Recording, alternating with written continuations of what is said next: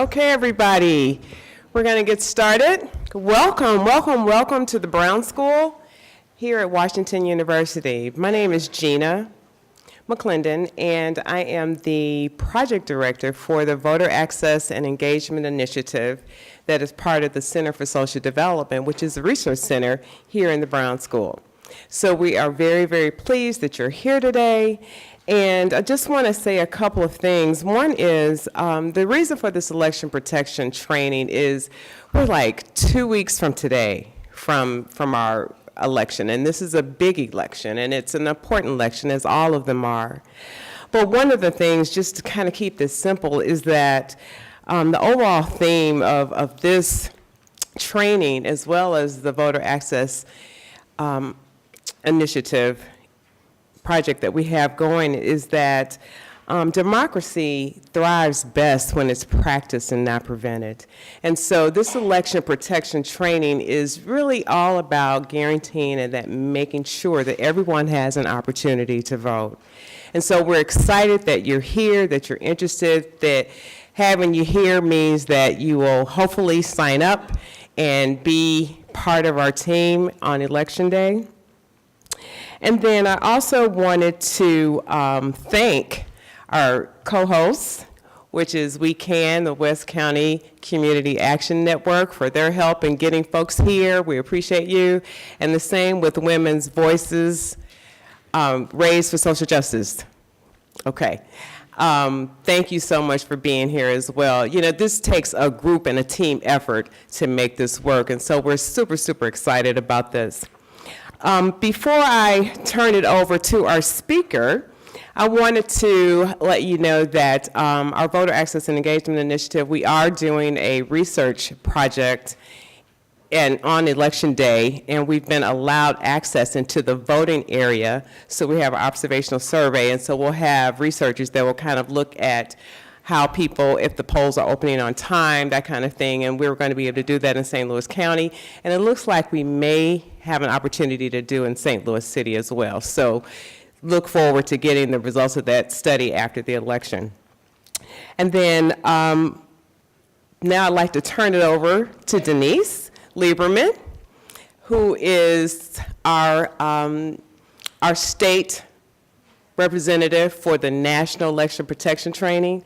Denise is also an adjunct professor here in political science. She's an attorney, and she also has a major project with Advancement Project. So we are just tickled to death that she's here, that she's taken the opportunity to come, and so she has lots and lots of information to share with you. So I'm going to move out of the way and let her have the floor. Thank you.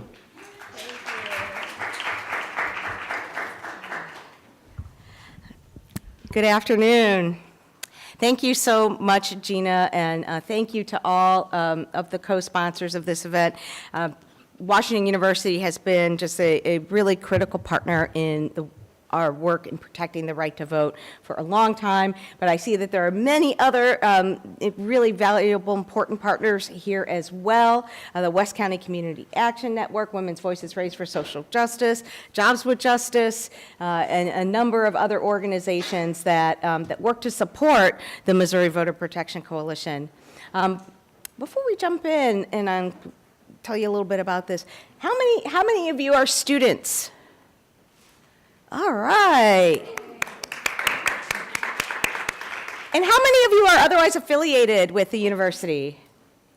Wonderful. That's fantastic. It is just tremendous to have the support from our educational institutions, because whether you are a Republican, a Democrat, Independent, Green Party, it doesn't matter, because we're all here to protect democracy. We're all here to protect the right to vote. Thank you. So I'm going to stand over here. All right. So welcome. We're here for our election protection training. Our training today will take us to right about 5:30. We'll end with enough time for some questions. And hopefully at the end of this training, you'll have all the information that you need to help ensure that all voters are able to cast a ballot on Election Day. Because quite simply, that's why we're here. Our goal is every voter is able to cast a ballot on Election Day. It's just that simple.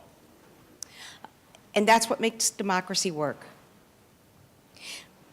Because a democracy can't function if all people who are eligible don't have access and don't have the ability to be at the table. All people deserve a right to have a say in their own destiny. All people have a right to self-determination. And that is what the right to vote is all about. It's wonderful to see our former election director in St. Louis here. So I know that I need to be on my P's and Q's because she will tell me if I tell you anything that is inaccurate. So the election protection is the nation's largest nonpartisan election coalition. It includes hundreds of organizations throughout the country. Here in Missouri, this coalition is organized through the Missouri Voter Protection Coalition, which is an ad hoc table of about 36 nonpartisan organizations that have biweekly phone calls where we talk about all things voting in the state of Missouri and work to protect the right to vote. This includes tracking legislation related to voting, engaging in advocacy related to voting, sometimes filing lawsuits, as some of our partners here, right here in the room have done to protect the right to vote. And around this time of year, it means that we come together to help organize election protection efforts throughout the state of Missouri. The purpose of our time at doing election protection is twofold. First and foremost, it's to protect voters. Again, our goal is simple. Every eligible voter is able to cast a ballot on Election Day. But we also want to collect data, right? We also want to be able to document what is happening, both at a micro level as well as at a meta level. And having all of you out at the polls, talking to voters, helping at our command center if you're attorneys, tracking those telephone calls, helps paint a picture of the voting experience, helps paint a picture of the kinds of issues or barriers that voters are facing. And so we can go and sit down with election officials, like our former election director here, and provide reports about what we've noticed, what we observed, what voters experienced, and not just at one single poll, but all over.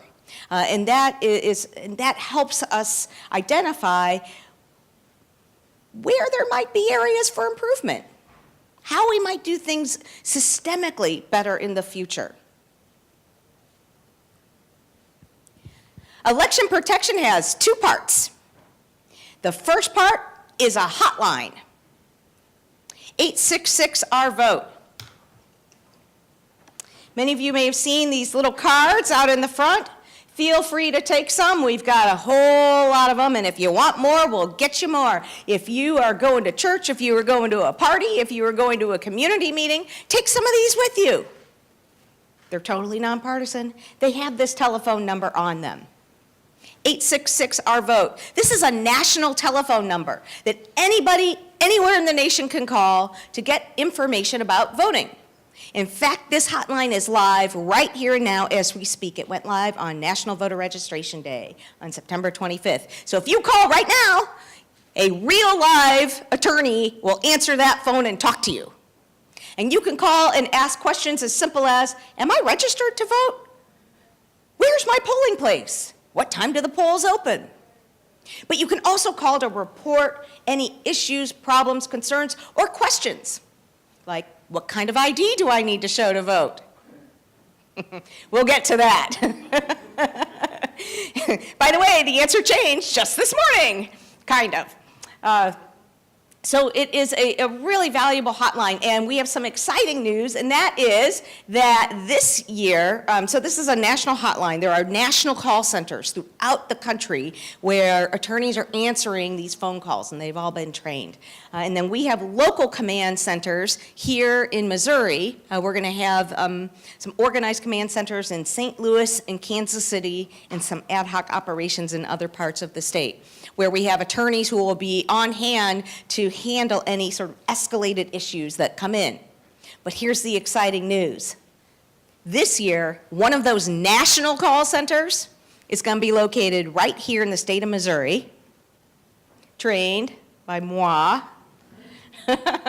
And what that means is that anybody who calls this hotline from Missouri is going to have that call answered by an attorney who's licensed in Missouri, who is trained about Missouri election law, who knows things that, like, for example, St. Louis City and St. Louis County are two different election jurisdictions. Not a lot of people outside of this town know that. So that is really great news, and that's going to help facilitate getting voters the right kind of information they need. The other exciting thing about this hotline is that it is available in other languages. Our coalition is broad, and other coalition partners have stepped in to offer hotlines in various language dialects. So there is a Spanish language hotline that is answered in Spanish, an Asian dialect hotline that covers maybe 4 or 5 Asian dialect languages, an Arabic language hotline. So that's very exciting. In addition, anyone who calls 866-OUR-VOTE who is not English proficient can get transferred to one of these other language hotlines as well. But this hotline alone is not enough. And that's where all of you, or most of you, come in. Because really what makes the magic happen with this program is having real live people at the polls on Election Day, interacting with voters, helping them understand their rights, helping them navigate the process to ensure that they are able to vote. And as the foot soldiers of this movement, the work of poll monitors on the ground is absolutely critical. Your gatekeepers, your information providers, and you're the ones that are going to help make this whole thing happen. Because not only can you help voters at the polls, you are going to be communicating with the attorneys back at the command center who are tracking issues all over our metropolitan area, who can start to paint a picture of what's going on. So if you're at a polling place and you notice something happening, maybe it's just a glitch, maybe it's just a mistake. But if it's happening at your poll, and your poll, and your poll, and your poll, well, that starts to feel like maybe there's something more systemic going on that we want to get to the bottom of. And that's what those attorneys at our command center are going to be doing, is tracking the range of issues that are happening all over the region so that we can get a better understanding of what is holding people up, what is maybe causing barriers, and really helping unblock those barriers.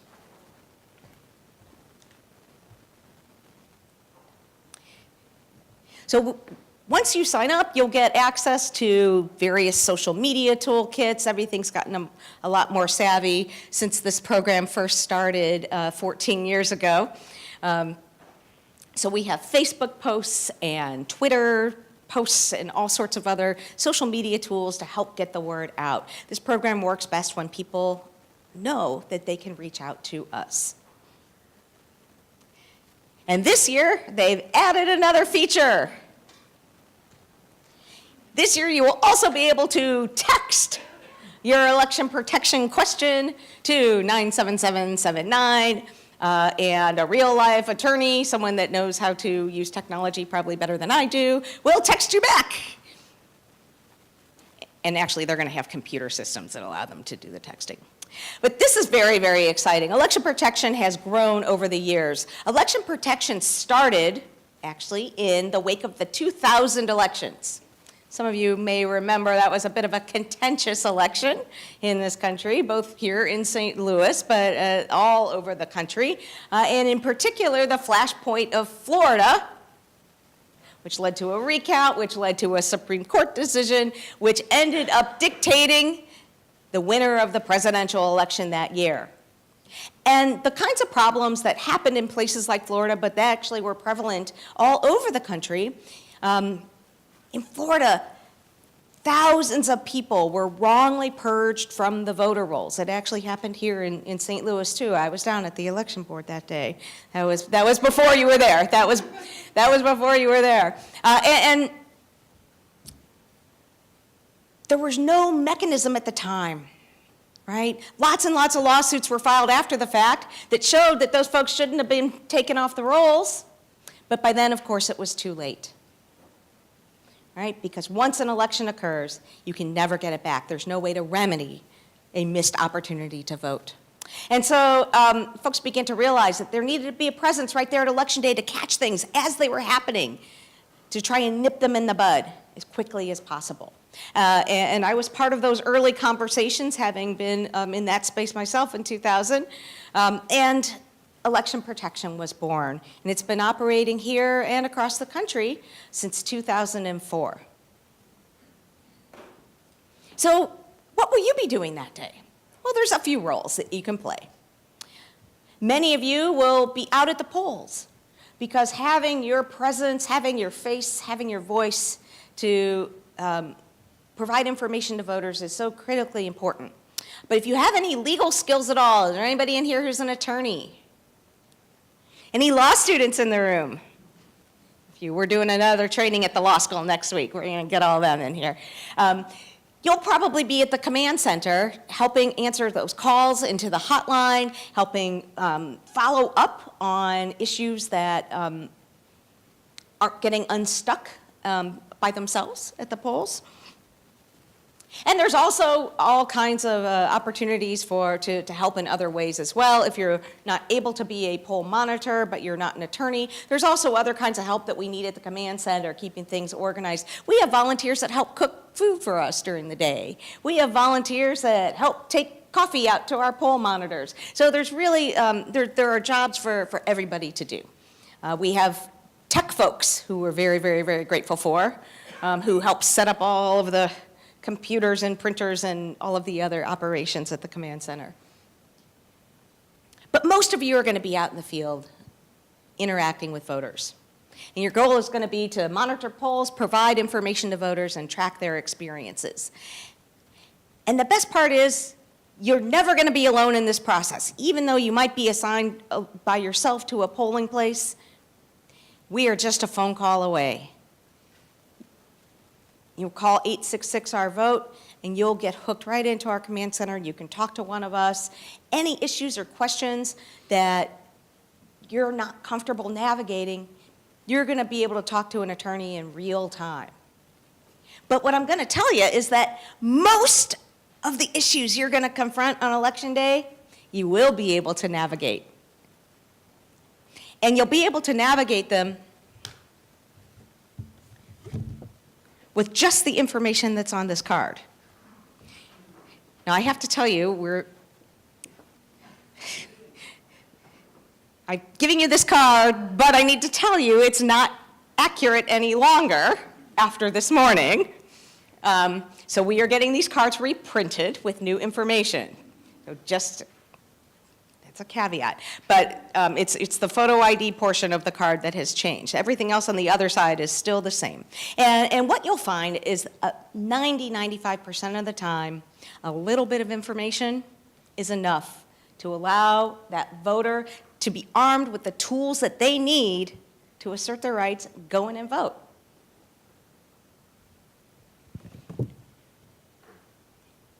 Right? And so what does this look like? We're just going to show you real quick. These are actually some photos from just this August. We run formal election protection programs every federal election, but we'll often do ad hoc poll monitoring in between those times, and some of you have been involved in some of those efforts. They're just a little bit smaller, a little less organized efforts. But these are some folks out in Kansas City in August, and as you can see, they're wearing these extremely stylish vests. Some of you will be wearing T-shirts that look like this.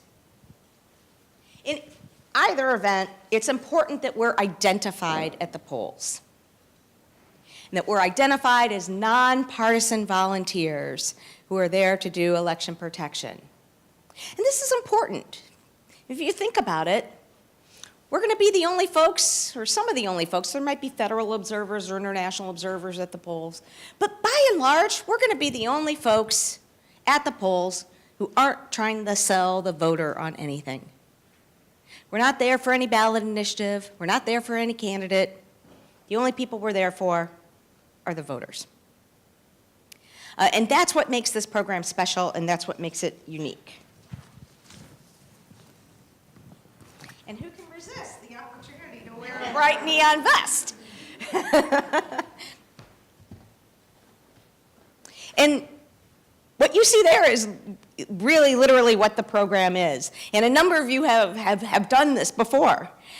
We have to stand outside the polls. We're going to talk a little bit more about the rules in just a moment, and provide this information to voters.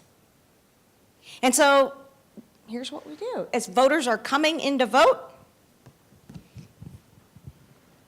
hi, I'm with Election Protection. Here's some information about your rights at the polls. Let me know if you have any questions or if you have any difficulties inside. I'd be happy to help you. See? That's it. That's the whole script, or something like it, right? Now, some people ask, well, wait, we have to stand outside the polls, but they're going inside the polls. Yes, that's true. We have to stand outside the polls. We have to stay 25 feet from the door. There's a Missouri law that says that nobody can influence a voter within 25 feet of the entrance of the polling place. And even though we're not there to campaign on behalf of any ballot initiative, that law is designed to basically give voters some breathing room, right? So that they can enter that polling place without being inundated. So how will you know if they experience any problems inside?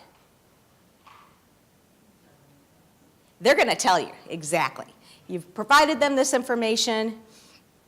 You're identified as a nonpartisan poll worker. What we have found over the years is people really do respond differently to the election protection folks than they do to people who are there campaigning. Because I'm one of those people. I know exactly who I'm voting for when I'm going in, and I don't need to talk to anybody. But the situation's a little different with the election protection volunteers, and I assure you, if they see something in there or they experience something in there, they're going to come out and talk to you. In addition, we'll have signage up at the polls. Signage like this. Because we're not going to be able to cover every poll. I'm so excited to see such great turnout here today. And I have to say, we have trainings going on almost every day between now and Election Day. And everyone so far has been absolutely packed. And I couldn't be happier.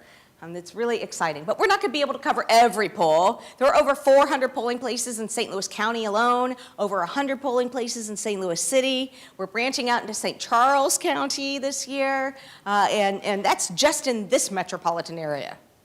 Right, so we will have signs at other polling places, and we're going to get the word out. And that's why we encourage you to take some of these cards so that folks know they have somewhere to call, even if there's not a live body at the polling place.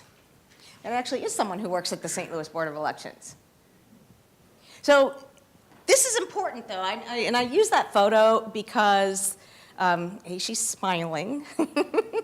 And hopefully, Mary, you smiled sometimes when we called you too. Not always, not always. Sometimes she wasn't happy to hear from us. But a big part of this program is the relationships we form with election officials well in advance of Election Day, okay? So, for example, we just had a meeting this morning, as a matter of fact, with the current directors of the St. Louis City Board of Elections and the St. Louis County Board of Elections to talk about what our program would look like, to be transparent about where we were going to be, what issues we were concerned about, and what we expected them to do if certain issues came up.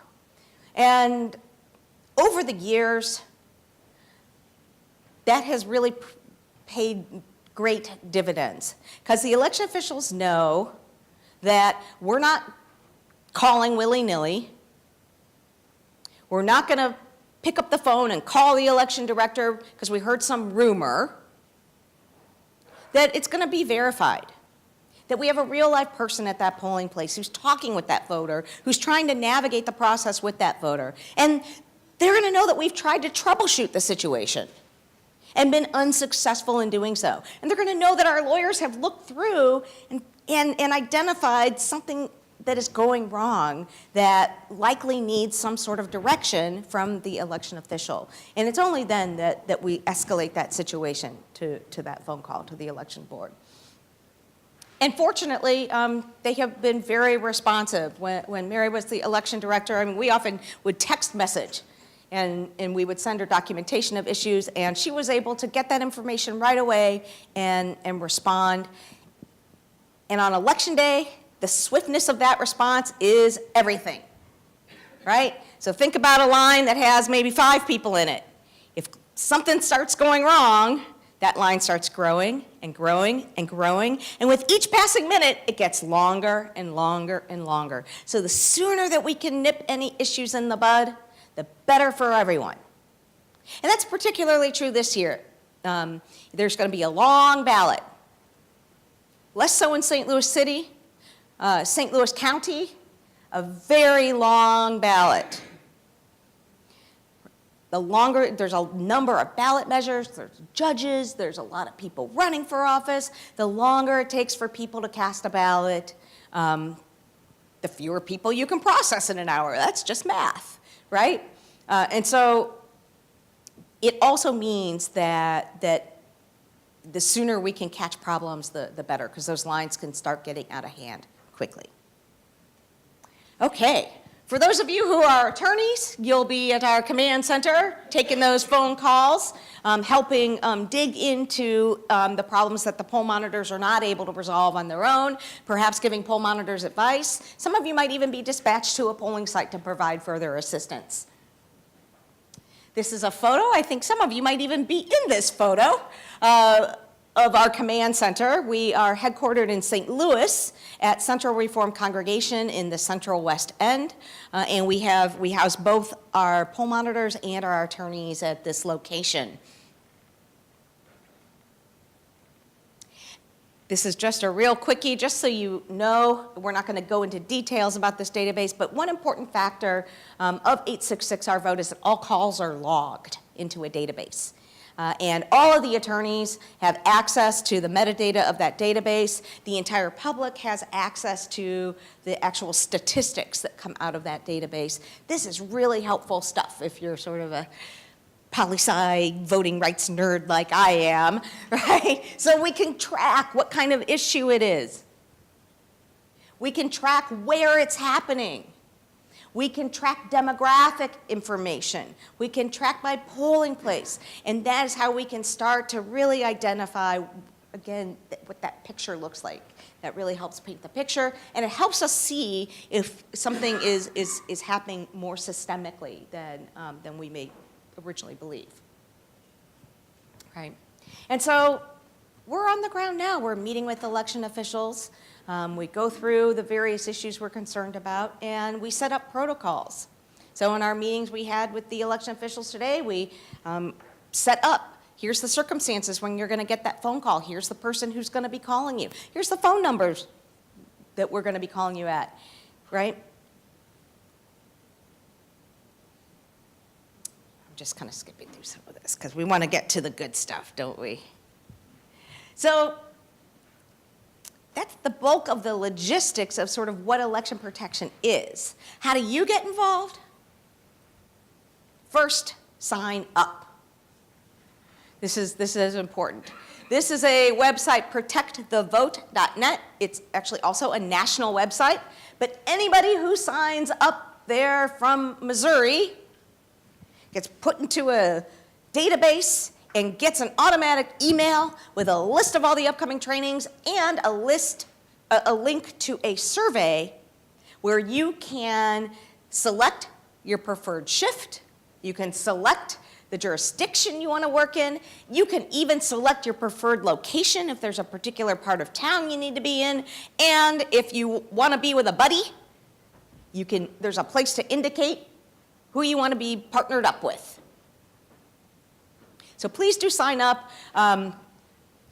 This really helps streamline the process because it auto-generates that spreadsheet, and what it means is that we don't have to go back through and try and data entry everybody's email addresses, which almost always result in numerous typos and problems and issues. And this will help ensure that you get that follow up and get that assignment quickly. It is our goal to be able to get everybody information about their assignments a week before Election Day.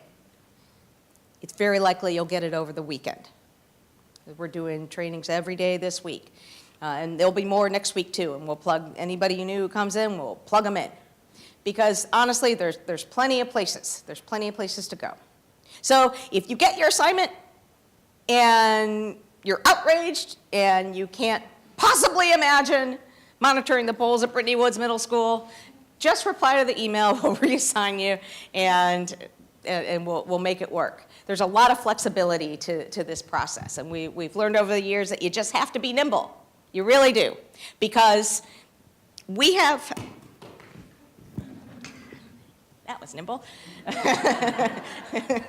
Nimble in a good way, not, you know, we have a series of priority polling places that we put together beforehand, but that could all go right out the window at 6:01 a.m. on Election Day, because things happen and life happens, and elections are administered by real human beings who sometimes make mistakes, sometimes are flawed.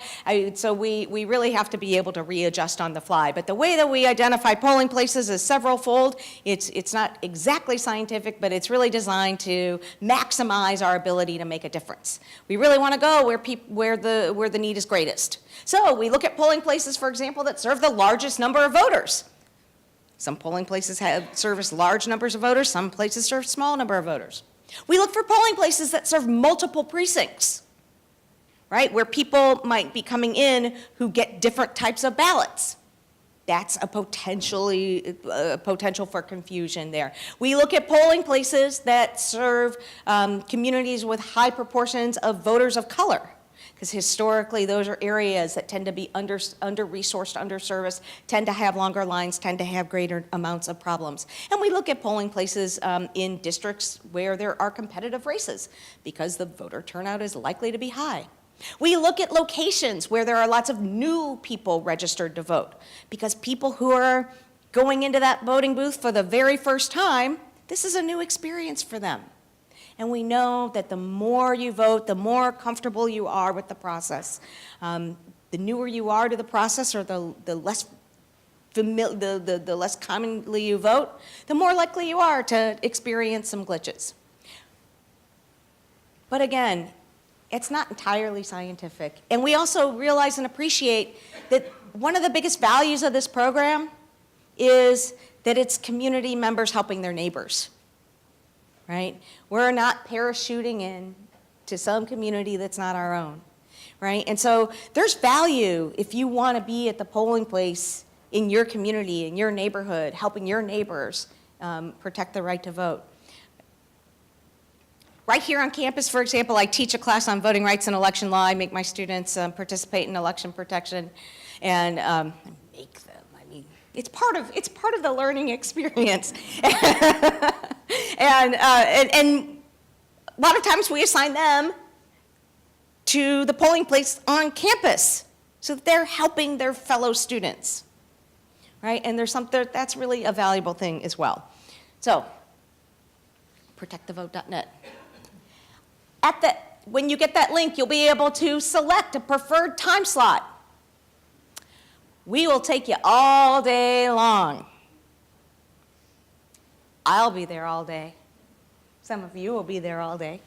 But we recognize that not everybody can contribute all day, and so if you can't be there all day, we ask that you at least try and give a 3-hour commitment. I've had people say, well, I can only give 2.5 hours. That's fine. We'll take whatever you can give, right? That said, the times that are most needed are on that screen. First, when the polls first open, my students look at me like I am insane when I tell them that there's a 6 a.m. shift. But that's when the polls open, and as you can imagine, with the start of the day, there's all kinds of things that sometimes go wrong. We've had calls sometimes that people showed up and no one brought the key to open up the building. It's happened. Or that's a time when, you're first turning on the machines and maybe there's a glitch and it doesn't work. So those sorts of issues happen early on, right at the time where people are kind of in a rush to get to work. A lot of people go vote before they go to work, and they're really trying to get in there. So the lines can get long, and those sorts of glitches could just, set the tone for a bad day if they're not addressed quickly. The good news is, most of the time they are. Most of the time, a quick phone call down the election board gets somebody out there to fix the issue, and it moves on. The next greatest need is at the end of the day, between 4 and 7. People like to go to vote after work, right? And that's also the time of the day when it's been a long day. Those poll workers have been there 12 hours already at that point. They're tired. They're probably crabby. I can't imagine they wouldn't be. If the lines are long, they might be even crabbier. Voters are crabby because they've been up all day. That's also a time, if it's been a real busy day, that some polls start running out of ballots maybe. There might be other sorts of glitches that create problems, and you're running out of time because the polls close at 7. And so you want to get any sort of glitches addressed long before that time. The third most common time is the lunch hour. A lot of people go vote during lunch. But the truth of the matter is, these polls are open all day, 13 hours, 6 a.m. to 7 p.m., and voters need assistance throughout the entire course of the day. So if you're a student and all you can do is join us from 2 to 4, well, take it, okay? So just fill out that survey and you'll get the time slot that best fits your schedule. Yes? Some of the problems that you mentioned seem like it would involve the poll workers themselves. And are we a link for them to the election board? That's a great question, and you're getting right into what we're about to jump into. Sharon asked if, are we a link to advocate between poll workers and the election board? Generally, no, as poll monitors. What you want to do is call, you can let the lawyers do that dirty work for you. You can smile at those poll workers. They're working hard, right? They really are. Poll workers are, and if you don't do this program, I urge you to sign up, or next time to sign up to be a poll worker. It's a really critically important job. So no, we're not there to tell poll workers what to do, right? But you are there to document the situation. Call us, 866-OUR-VOTE. If something comes up, you'll get myself, you'll get one of the other lawyers in the room to say, okay, well, here's what I think you should do. Here's how I want you to document it. There might be a rare circumstance where there might be something you might want to ask of a poll worker, but it would be very unlikely. Mostly, we would want to document the situation, report it to the election officials, because they're the ones that can tell the poll workers what to do, right? But there might be a circumstance, the only one I can really think of is maybe there's a voter who is not able to access the polling place and needs to be a curbside voting assistance. You can run in and let the poll worker know that that person is out there, something like that. But we're not really, as poll monitors, your job isn't really there to argue with poll workers. But if the machines don't turn on, like you gave that example. Yes. If the machines don't turn on, You call us. You call us, yes, and then we'll tell you what to do. well, I'm not going to be doing anything. They're going to be doing something. Right. So if you called us, if you were there at 6 a.m. and the machines didn't turn on and you called, I would probably ask you a few follow-up questions. I'd probably ask you to ask that voter how many other machines did they have inside? How many other polling sort of stations, those little cardboard triangle things, do they have inside? Are there other opportunities for voting? Is the line getting held up? I might ask you some follow-up questions like that to ask that voter. And then we probably simply report that to the election board and say, hey, there's a machine that's down. The voter might be able to say, oh, it looks like there's somebody in there fixing it. Okay, well then maybe it sounds like that's on its way to getting fixed, right? So you are never going to have to figure all this out alone. You'll see after a few minutes, you'll start to feel really comfortable. Have you experienced that, Karen? Yeah. You really will start to kind of, there's some judgment involved in it, but you'll start to feel a little more comfortable. But know that you are not alone. You can call us at any time. Okay. Final important reminders. We're going to get into the nuts and bolts here. We are nonpartisan. This is important. You have a right to be as partisan as you want and advocate for any candidate, any ballot measure, and I sure hope that you do, because democracy is better when we all participate in it. You just can't do it when you're doing election protection, because the integrity of this program it truly, truly is about protecting voters. And the right to vote is something much bigger than whatever is on the ballot. It is about ensuring the right of all people to have a say in their own destiny and to have dignity in their lives. That is much bigger than Democrats, Republicans. Hey, I have people that spend part of their day working for a candidate and spend part of their day doing election protection. That's fine too. You cannot wear any partisan material when you are doing work for election protection. And really try to avoid engaging in partisan conversations at the polling place. Again, the integrity of this program is that we're not there to try and get somebody elected or something on the ballot. We are there for the voters. We have to be outside the polls only.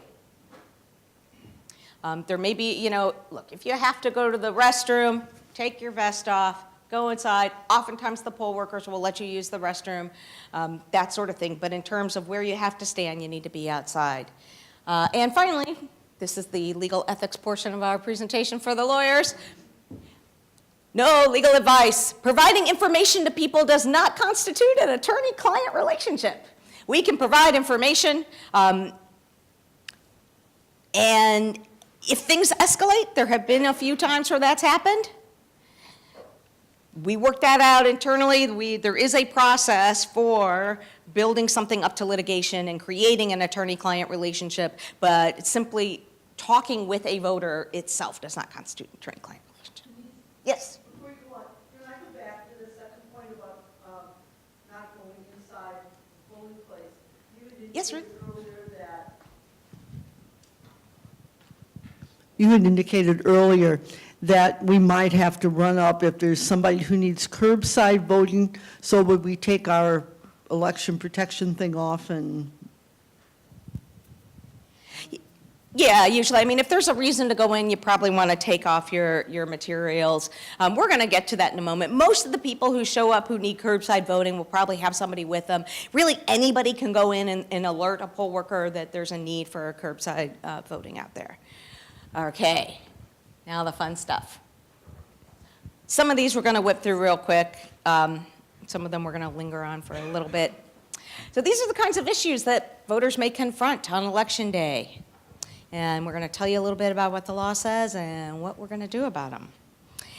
So just take a deep breath, because the first one is the big one, okay?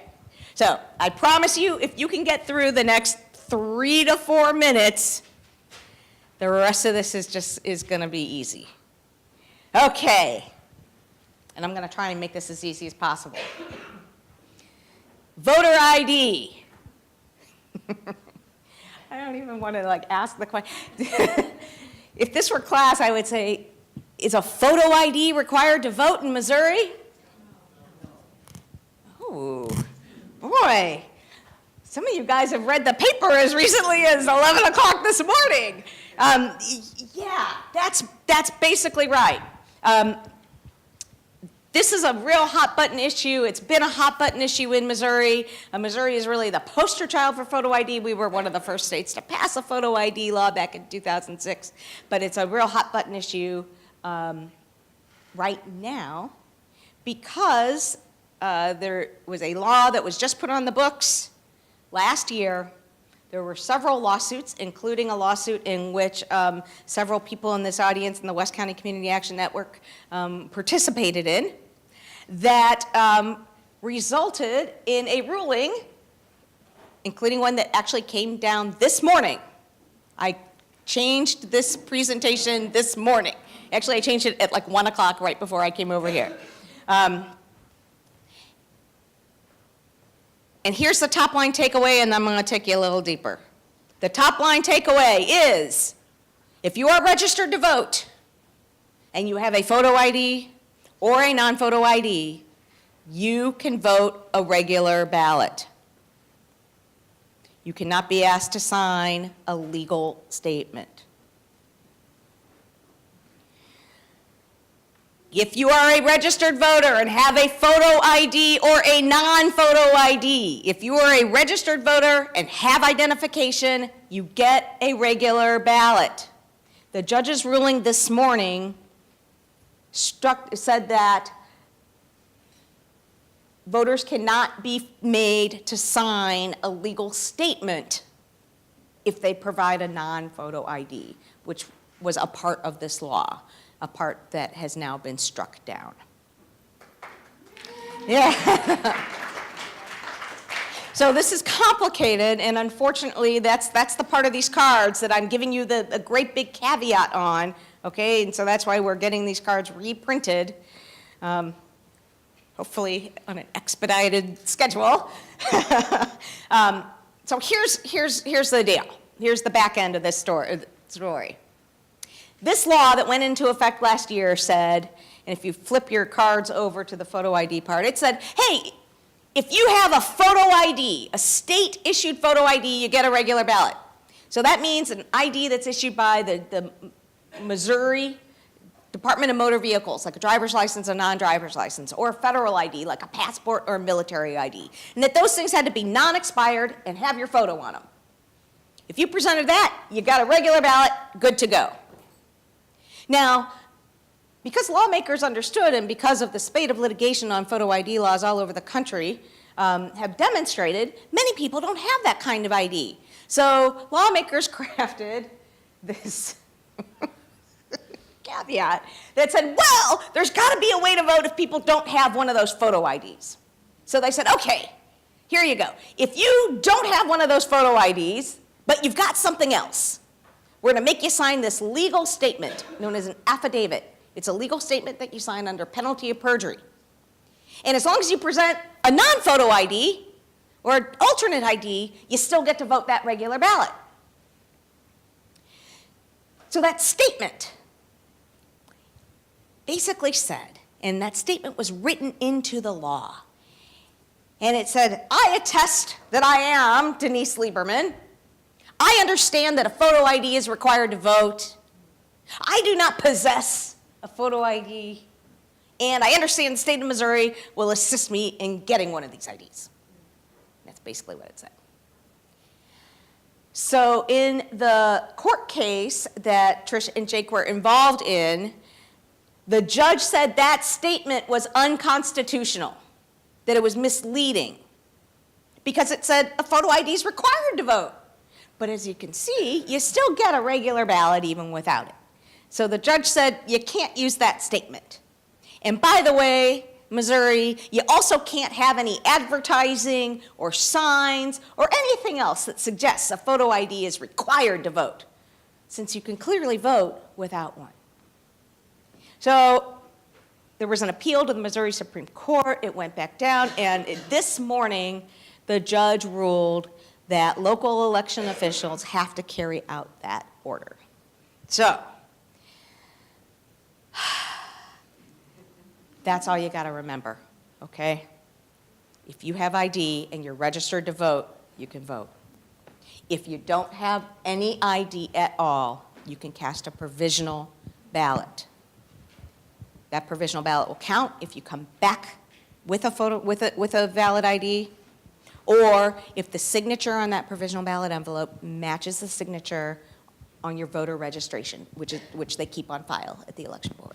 Yes, Karen? But if he's looking at this card, we just can scratch out that after June 1st, 2017, and scratch out if you do not have one, and just anybody who has any of those things to vote. Yeah. It's pretty much just like the old law. Yeah, so scratch out the thing that says statement. Right? Yes. I have two questions. This is on. Okay. You listed Missouri student ID. Does it include any college or high school ID? Because I don't know all the different student IDs that the state possesses. It's my first question. That's a great question. Yes. The kinds of ID you can show are a driver's license, non-driver's license, passport, but you can also show a student ID as long as it is from a college, university, or trade or technical school in the state of Missouri. So a high school ID is not included on that list, Okay, great. right? Great. So as long as it's located in the state of Missouri, then it's okay. Awesome. And then that second question is, if you get a provisional ballot, you said that people would have to come back. Is that the same day? Is it the same location? Do they go to a different office? What time? What's the actual like? Yes, that's a great question. There are two, if you cast a provisional ballot, there are two ways that, because you don't have any ID. There might be other reasons you have to cast a provisional ballot, and that's different. If you have no ID whatsoever and you cast that provisional ballot, your vote will count if either of these two things happen.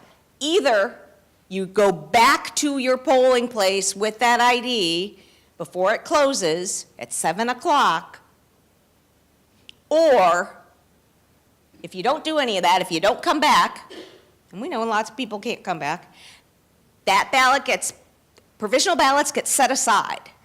So regular ballots, they automatically get counted. Provisional ballots get set aside, they get taken back to the election board.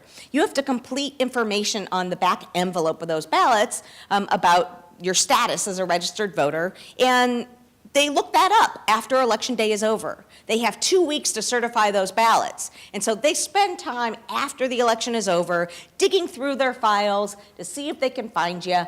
And when it comes to this kind of provisional ballot, they'll pull up that original voter registration and they'll check and see if there's a match of your signature. Yes, Jake. When you were talking about the suit, I think the piece about individuals not having to sign a statement if they have a non-photo ID is extremely important. Probably equally important is the fact that, as Denise mentioned, the Secretary of State is now required to, they are prohibited, I should say, from disseminating any advertisements that say you need a photo ID to vote. So the statement can be intimidating and confusing, but at least at that point, the voter's at the polling place, right? And so there might still be, whether intentionally or not, by the Secretary of State's part, on the Secretary of State's part, lingering advertisements that you might see on social media or on radio or on television that say you need a photo ID to vote. We've started pushing him to take those down. But if you hear an advertisement from the Secretary of State, don't believe it, A. And B, if you want to make some noise about it, whether contacting his office or one of the organizers of this event, we will do what we can to try and push him to take those down, because he really shouldn't be leaving those advertisements up. So Such a great point, Jake, thank you. Yes, if you're at a polling place and you hear that, and it's certainly quite possible, because guess what? Most of the poll workers have already been trained before this ruling came down. So while it's a good decision, while this opens access to more people to be able to vote, there's also a risk of confusion. That's why we're spending as much time as we are on this issue. So if you do hear misinformation, we want to nip that in the bud too. And we know that it's not always intentional. There may be poll workers that were trained last month that really just don't know. We did talk with the election directors today about what steps they were going to take to provide ample notice to poll workers about this change. But we want to know about it if that's kind of information you're hearing, because that misinformation, that confusion, that's what erodes people's confidence in the voting process. Okay, and then we're going to whip through the rest of the stuff. Okay, if you cast a provisional ballot and you return with a non-photo ID, is that okay? So you are supposed to bring an ID that is compliant to vote under Okay. the law. Okay.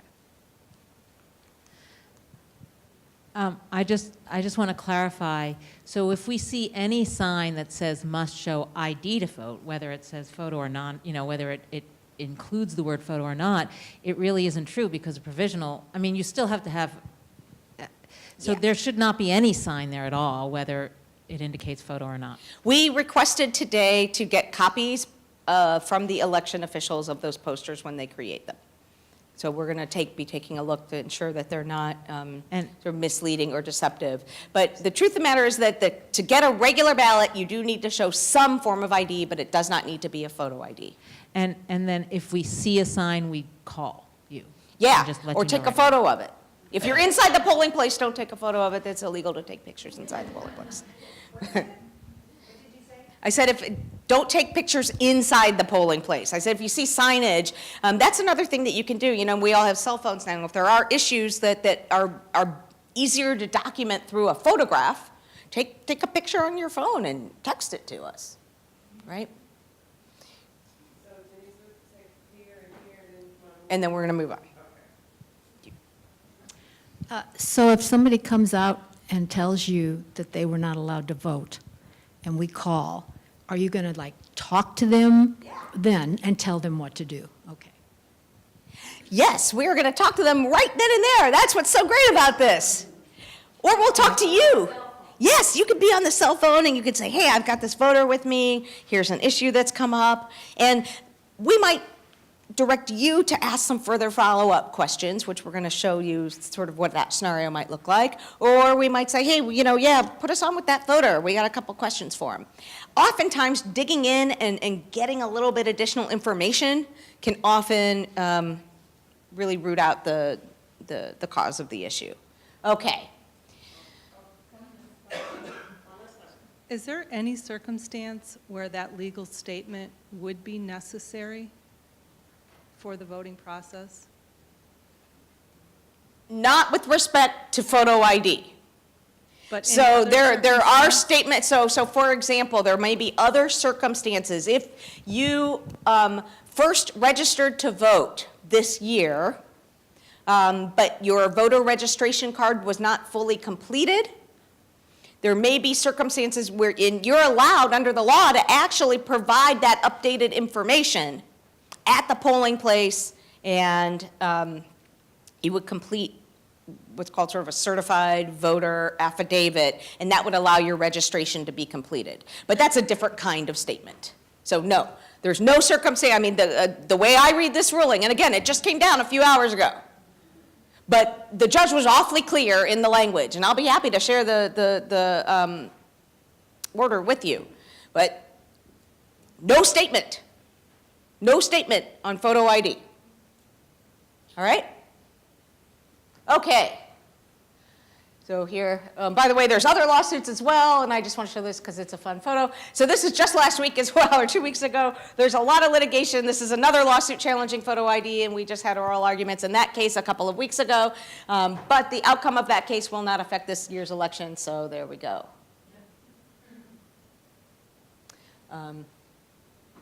This is just a role play about how you might talk to a voter, say, oh, I don't have a driver's license. So you might come up and say, okay, well, let's see if you have any of the other kinds of ID that might be acceptable. Do you have that card you got from the election authority in the mail? Do you have that postcard with you? Do you have a student ID with you? You can talk to the voter and go through that list and see if they have one of those other things. And that's what I mean when I say that 9 times out of 10, it's really simply a matter of providing information that empowers the voter to feel confident that they are able to exercise their right to vote. Okay, so this is the second most complicated piece of the day, but we're not going to spend as much time on it. The biggest problem that arises on Election Day, it's maybe not quite as sexy as photo ID, but the biggest problem is someone shows up at the polls and their name's not on the list. What do? There may be any number of reasons that their name isn't on the list. And some might be completely innocent, some might be more nefarious. Probably not here in Missouri, of course, but you know, there's allegations in Georgia right now that the Secretary of State is wrongly keeping new registrants off the rolls, right? So there's a number of reasons, though, right? One reason might be that the person didn't register before the voter registration deadline. In Missouri, you have to register well in advance of Election Day And that's because they vet your information before your name gets on the rolls, right? And that's the reason that, even if somebody submitted a voter registration card that said Mickey Mouse doesn't land on the voter rolls. Because one of the things you have to do on that voter registration is put your driver's license number or the last four of your social security, and they compare the data. They compare your name and your birth date to that data in social security. And unless Mickey Mouse has a social security card, although I guess he does, he's pretty rich, right, he's not going to make it on the rolls. But we have that voter registration deadline. Now, many states are moving to allowing things like same-day voter registration because technology now allows that sort of vetting to occur, but in Missouri, we do not have that. Another reason might be a data entry error. We have a lot of new people who registered to vote this year in 2016. There's an uptick in voter registrations compared to previous midterms. People are fired up right now. I mean, that's evidenced by the fact that all of you are here. And the election boards are inundated. They have big stacks of voter registrations. And that means their staff are working overtime right now to get all those things entered. So sometimes there are just typos, right? And that's the kind of thing that if the process works, the poll worker would call down to the election board, they'd pull up that data, they'd be able to figure out what happened and address it. It might be that you've moved and you no longer live in that jurisdiction. Many people don't know that their voter registration doesn't follow them when they move, and they have to re-register. And it might be that you haven't moved, but your polling place has. So we get this a lot. People say, I've lived in the same place for 20 years. I always vote at New City School. I haven't moved.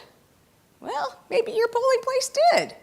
The truth of the matter is that as population shifts happen, as certain buildings become more or less accessible, they sometimes have to move those polling places around to spread everybody out.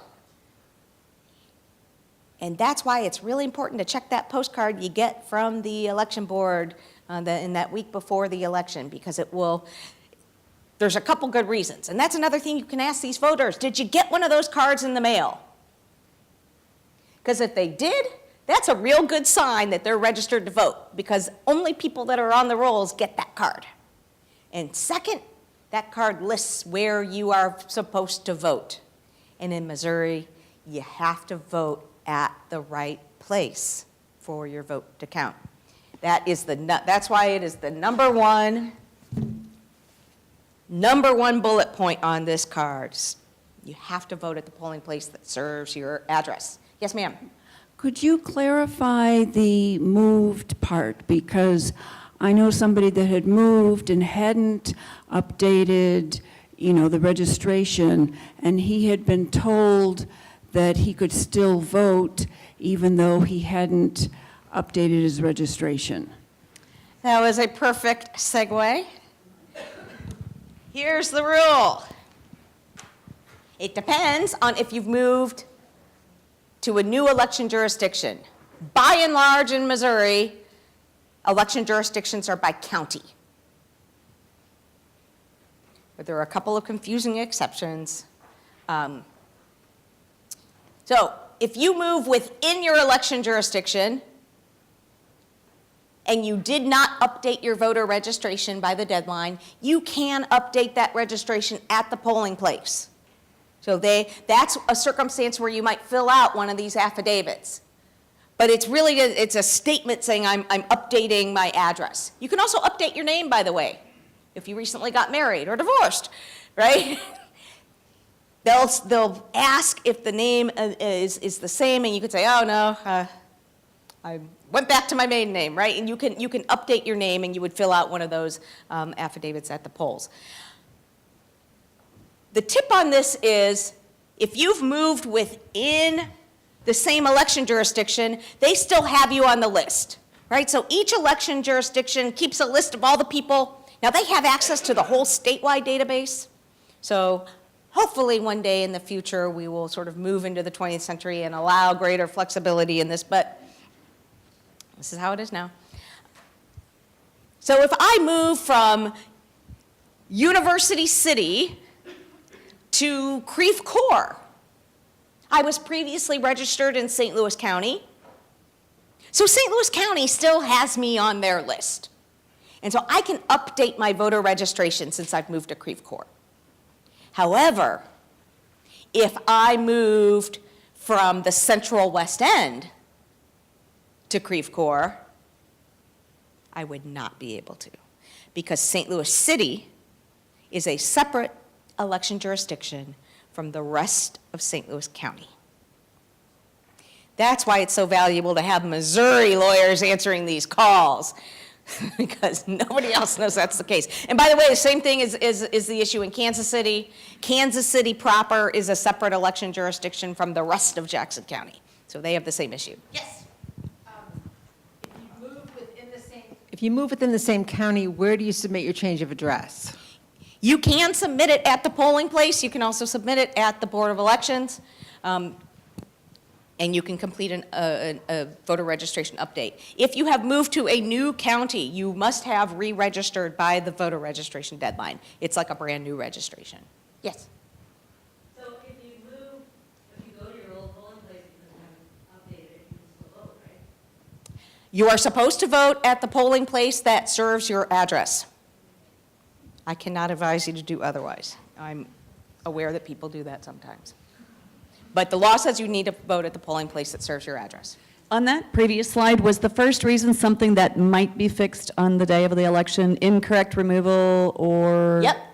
So correct removal, or I think it was a clerical error. So those two might be able to be fixed the day of? Yeah. Okay. All right. So that's the kind of thing where you might want to, if somebody comes out, you might want to just ask some follow-up questions of the voter. Again, asking them if they got that postcard is a real good way to get some good information, right? It very well may be that there are typos, because guess what? Human beings do this work. Tired human beings, overworked and underpaid human beings do this work, right? And after typing data in for 12 hours, they're bound to make some mistakes. So the second bullet on this card tells you what you should do. So I would ask them some follow-up questions to try and gauge, do you remember registering to vote? Did you get that postcard in the mail, right? If a voter shows up and they say, hi, I'm here to vote, and the poll worker can't find their name in that book, the process is going to be different, a little bit different depending on the county, but the poll worker should call the election board. Sometimes they might direct them to a separate table so they can keep the other regular line moving. Just varies from place to place. They should call the election board, and somebody there has access to the full database, right? So at the polling place, they have these iPads, these poll pads, and it's just going to have the list of people. But at the election board, they've got everything. They've got all your history. They've got everything about you. They can find that. So they can pull up that information and see where the glitch was. And it might be that it's something that they can correct right then and there. Or it might be, you're in the wrong place. You're actually supposed to vote across the street. And they should then tell the poll worker to direct you to your correct polling place. And so that's a great piece of advice to give people if they're experiencing any issues that the poll worker should call. Now, sometimes it doesn't happen, especially if things are real busy, right? But those poll workers should call, because the information they have at the election board is much more voluminous than what they're going to have in front of them. So when these things call, they come out of the polling place and they've had that issue. So what do we do? I would ask them a series of questions. You can call 866. I would start by asking them some follow-up questions. I would ask them, did the poll worker call the election board and try and find you? What did they tell you? Did they tell you you had to go vote somewhere else? Did they tell you you weren't in there? And at the end of the day,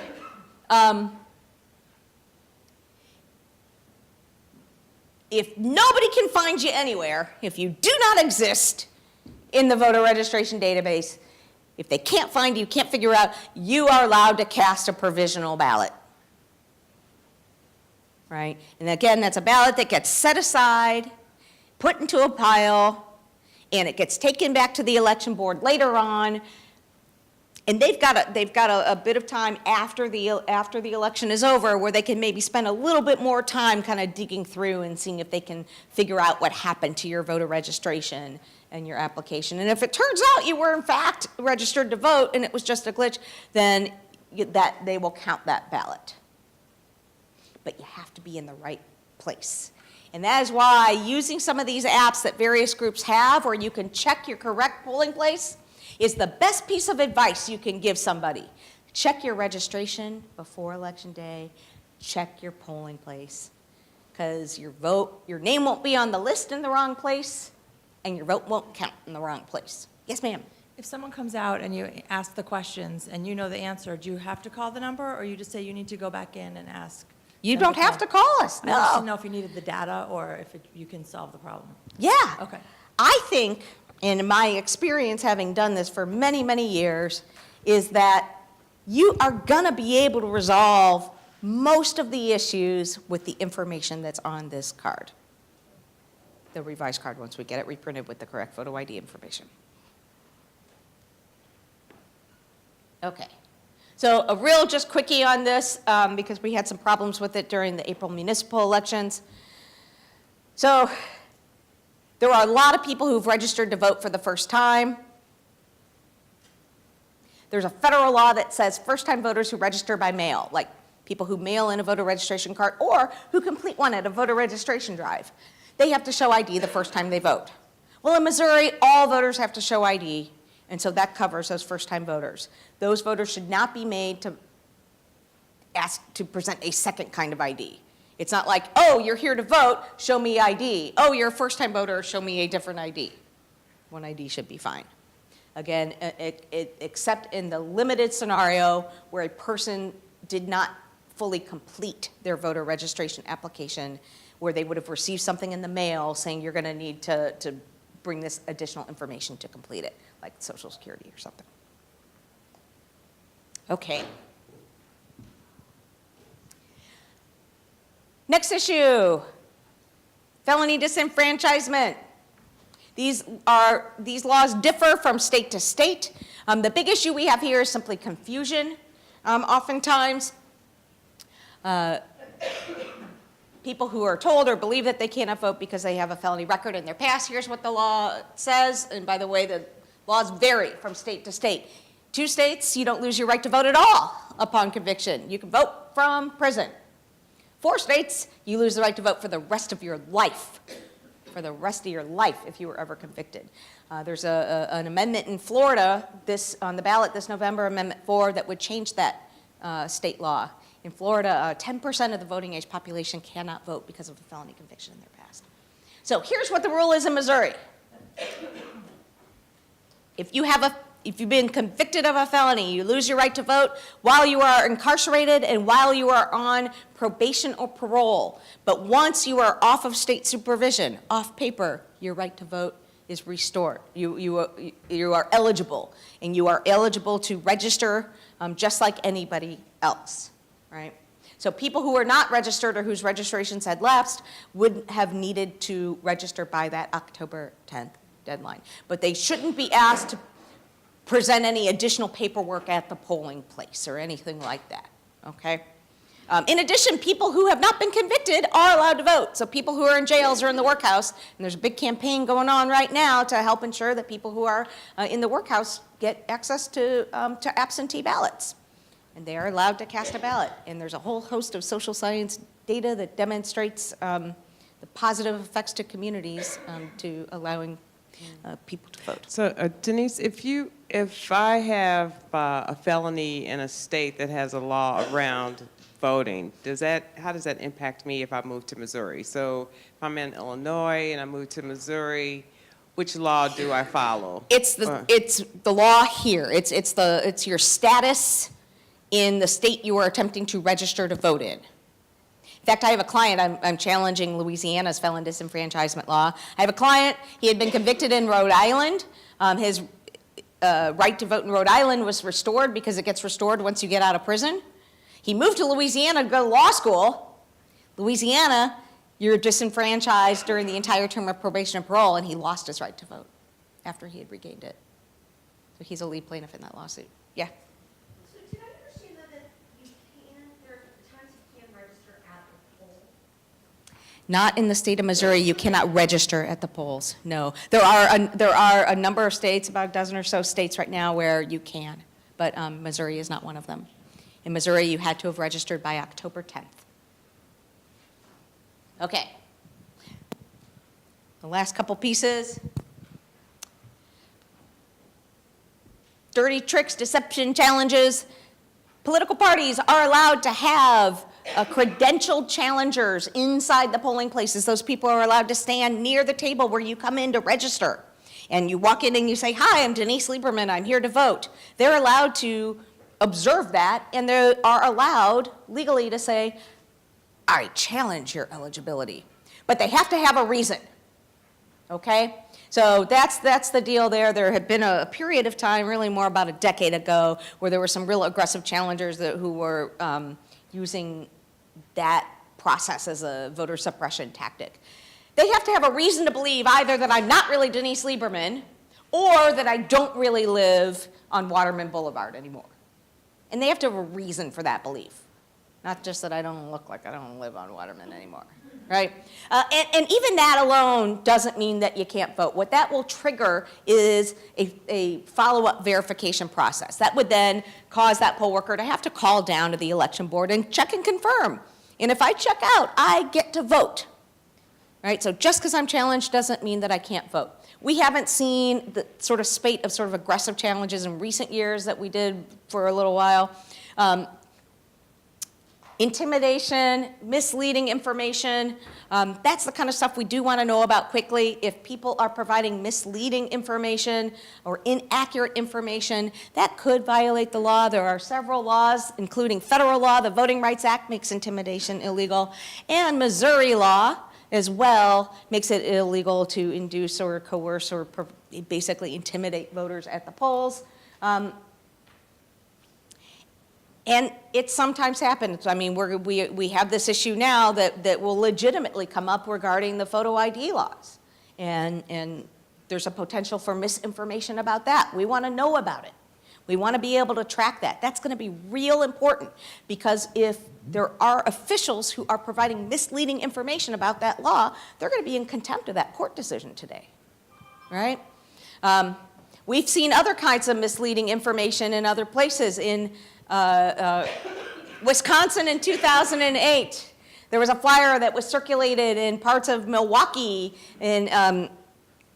which has the state's largest concentration of African American voters, that said, due to anticipated increased voter turnout, Republicans vote on Tuesdays, Democrats vote on Wednesday.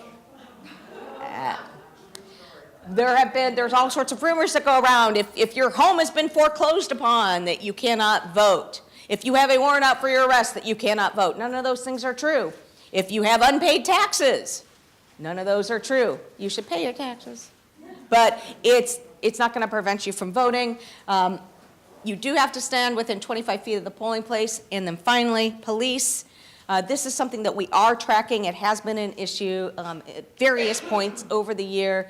The law does not explicitly reference police, but we know that depending on the nature of police presence at the polling place, that can be inherently intimidating, right? And so police are allowed to conduct official police business. They're allowed to escort election officials. They're allowed to go pick up and securely transport midday ballots. They probably shouldn't be parking their cars right in front of the entrance to the polling place. They probably shouldn't be hanging out right next to the door. And context really matters here. You know, in a few years back, we had a situation in Jennings where the lines were really, really, really long, and a police officer was just walking up and down the line, looking at everybody, right? And this is a disproportionately African-American community, a community that has significant negative interactions with police. Right after Michael Brown was killed in Ferguson, we sat down with the St. Louis County election officials, and they said, well, due to the unrest in Ferguson, we're going to add more police at the polling place. No, that's the wrong answer, right? Wrong answer, right? Where the report showed that the average household in Ferguson had an average of 2.5 active warrants, right? So even if you cannot be arrested simply for showing up to vote, if you're someone that has a warrant or someone that's had a negative interaction with police or has a family member who has, you're probably going to turn around and walk away. Right, so we want to know about that so that we can gauge that context and determine whether or not this is an appropriate sort of situation or a situation that is bordering on intimidation. Yes? I have a friend, a person who worked for me, who was reported by her mail person as having not being there, and she was taken off the rolls. Is there... And it's probably that she didn't receive much mail. Do you know, this was some years back. Okay. But the whole business about purging the rolls, what are we facing there? Right. So there's a federal law that says that you cannot purge the voter rolls within 90 days of an election. And there's a whole bunch of processes that the law requires to happen before you can be purged from the rolls. For purposes of this coming election, and since we're not taking election law 101, what is more likely to happen in that circumstance might be a challenge, that person would show up and, the mailman could challenge them and say, I haven't delivered mail to you, I've never seen you in your house in the last 5 years, right? And again, what that would trigger is an additional verification process with the election board, right? There may be any number of reasons for that. The person may travel a lot, right? I mean, maybe there's a whole bunch of reasons. Same thing with the home foreclosures. Just because your home has been foreclosed upon doesn't mean you don't necessarily live there, right? Okay, real quick, I'm going to skip that piece. Assistance is the last thing, and this is important. Voters have a right to assistance if they need help reading or writing the ballot, right? And that may include a range of things. There may be a range of reasons people can't read or write the ballot. Maybe it may be that they are not English proficient. It may be that they have dyslexia. It may be that they're visually impaired. They may have difficulty marking the ballot. If you're someone like my mother who has a hand tremor now, she can't fill in those circles anymore. She's now voting absentee, but I assist her in filling in the circles. And she has a right to that assistance. Voters can get assistance from the person of their choice, right? And that person doesn't need to be a registered voter. That person doesn't need to be 18. That person doesn't even need to be a United States citizen, right? So for many first-generation Americans, new Americans who may not be English proficient, they may bring in their children to help them translate. That's perfectly fine, right? The only exception is you can't bring your boss or your union representative. Right? And if you don't have any help and you need some help, a bipartisan team of poll workers will help you. In addition, if you cannot enter the polling place, you are allowed to have curbside voting. Right? And again, you don't need to have an official doctor's note, an official diagnosis, and it can be circumstance dependent. So it may be a kind of situation where, so my mom, again, she's recently started using a walker.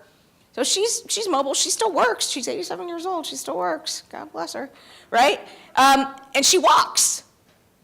Now, on a day like this, she'd be able to get from the car into a building. If it was icy out or real rainy out, she would not feel safe doing so, right? That's the kind of circumstance where a voter is allowed to request curbside voting. Anybody can go in, alert a poll worker. There'll be a bipartisan team that comes out. Look, things can be busy, and the thing that we just want to note there is that there may be a little bit of a wait, but they can't make the person sit there all day long, right? It is a little bit of a disruption, it's a little bit of an inconvenience, but that person has a right to cast a ballot just like everybody else does. Just a great tip for those of you who know people like my mom. My mom has recently signed up to join the permanently disabled absentee voter list. She does not have a diagnosed disability. She walks with a walker. And we took the car away. She's not driving right now. Right? It is a great, this is a shining light in Missouri's election code that you can do this. If you simply fill out a form and indicate that you believe that you may not be able to access the polling place. Every election, they will mail you an absentee ballot application, and you can choose at that time. And if you can get it, and she gets it now in the mail every time, and that doesn't have to be notarized, it's a really great service for people in her situation. What if a person is registered in St. Louis City, but they're in a county hospital? Oh, that's hard. So that is, I don't want to get into too much detail because I know we're getting close to time. What I will say is this. So in St. Louis City, St. Louis County, they largely have reciprocity because the counties are so close. The short answer is basically if you have until Wednesday, October 31st to request an absentee ballot be mailed to you. So if you know you're not going to be in your jurisdiction, not able to go to the polling place on Tuesday, you can request an absentee ballot. You can vote absentee in person until 5 o'clock Monday, the night before Election Day. But say you end up going to the hospital after Wednesday, October 31st, and now you haven't had a chance to get that absentee ballot. They, in essence, are supposed to come in and sort of basically curbside vote you in the hospital. That is, as you can imagine, a challenging situation for election officials, especially on a busy day on Election Day. Mary has had those calls from me, and they do it. They do it. Yes, you have. You have. And here's the thing. That's why getting this hotline stuff out, the earlier we know about it, the better. You can imagine that someone in her position would be a lot better able to navigate sending 2 staff out at 9:30 in the morning than at 6:30 at night. I assure you, right? Now, so it's supposed to be, if you're hospitalized in the jurisdiction, that they're supposed to send you out. But in St. Louis City, St. Louis County, since there's Barnes Jewish and St. Mary's, and there's a lot of very close reciprocity. Look, if you're registered to vote St. Louis City and you end up hospitalized down in like Boonville, they're not going to send nobody. And they're not required to do so. Denise, just real quick, can you tell them about absentee ballots have to be notarized if it's mailed in, and that notaries are not supposed to charge for that? Is that correct? That is correct. Thank you. Yeah, so, by the way, if those of you who are signing up to spend all day with us at the command center, thank you. And many of you may end up being outside of your election jurisdiction if you live in St. Louis County, because we're going to be in St. Louis City. You can vote absentee. If you request an absentee ballot by mail, and you send it in by mail, it has to be notarized. State law does say that they are not supposed to charge you for notarizing that absentee ballot. The exception is if you're on the permanently disabled absentee voter list like my mom, or if you go vote absentee in person, and then you complete the form yourself. What if you've gotten that and haven't notarized it? Because I think it's interesting, my son's in college, and I saw a picture of it, and it's yellow where you sign, and the other part is not yellow. So I did not know that, and he sent it in. So what happens? It doesn't count? That's so misrepresentative, the way they have it highlighted. Whereas if it was all blank, you would just do the whole thing. It needs to be notarized, yeah. And this is an issue that, Gina, I thank you for raising that, because it's something that we hear a lot relative to college students from their parents who live in town. If you have a student, if you are a student who lives here and are trying to get an absentee ballot back home, if you are a parent of a student who's going to school somewhere else and needs to, just bug them however you can to get that thing in the mail as soon as possible, but it has to be notarized in the state of Missouri for it to count. So the notary also has to be in the notarization has to occur. No. So here's the example. You're a mom. Where's your kid go to school? Massachusetts. Yeah, so her kid is in college in Massachusetts. He gets the absentee ballot mailed to him on campus in Massachusetts. He fills it out. He goes and he gets it notarized in Massachusetts before mailing it to Missouri. But if he didn't get it notarized, it won't matter. No. No. They have to send them back sometimes and said you left out I got a ballot back because I had that same problem. And I got it back. And it had been enough time, I could have had it notarized. It just wasn't enough time. Yeah.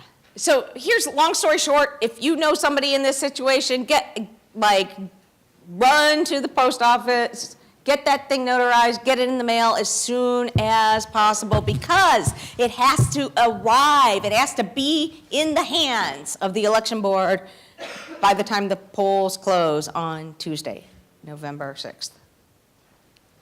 Last couple questions? Okay, so I had heard that you could early vote at the center of Clayton. And then when we called the center of Clayton, and they said, oh, well, we do absentee voting as of the 29th.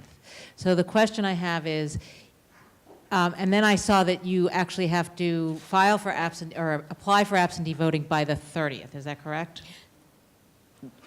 Yes or no? So here, just in the interest of time, I'll just answer your question. Okay. There is no early voting in Missouri.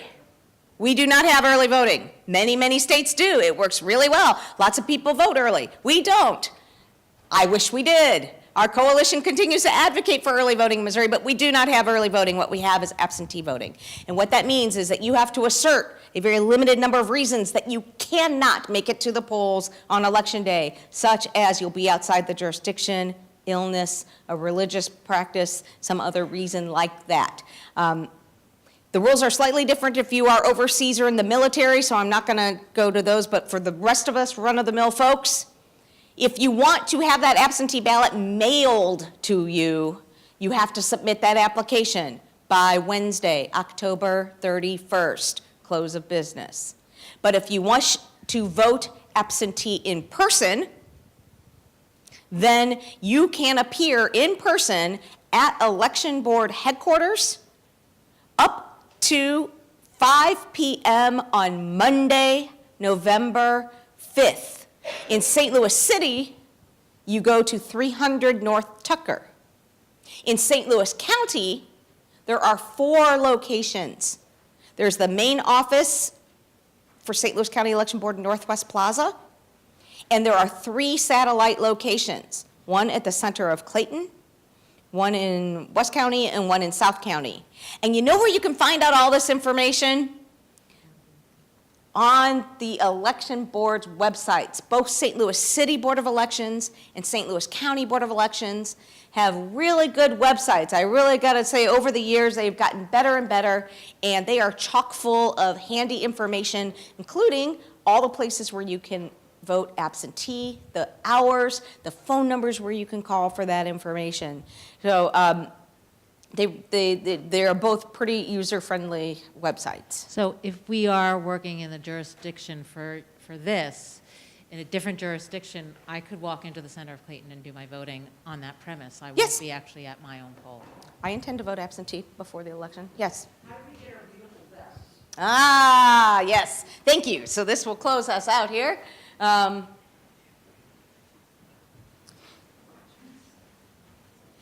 Within this next week, you will get an email with information about your shift, if you have set a preferred shift. If not, we're going to give you one. And location, if you set a preferred location, you'll get that. If not, we're just going to give you one.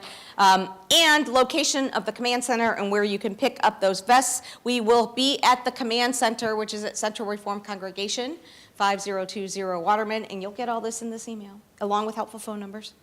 The weekend and the day before, so you can pick up materials then. We're actually going to do a crash course the night before Election Day at the CRC.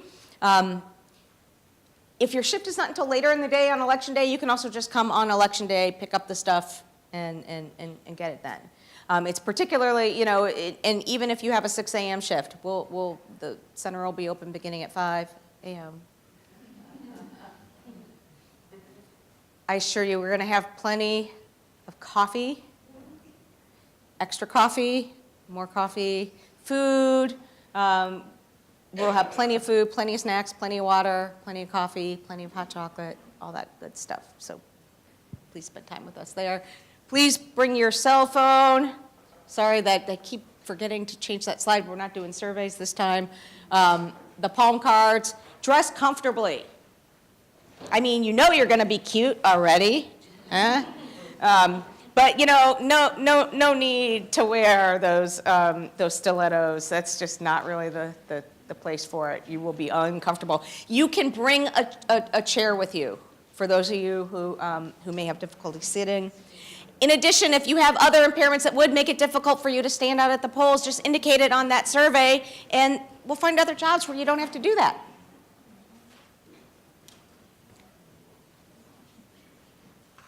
That is all. Thank you, Denise.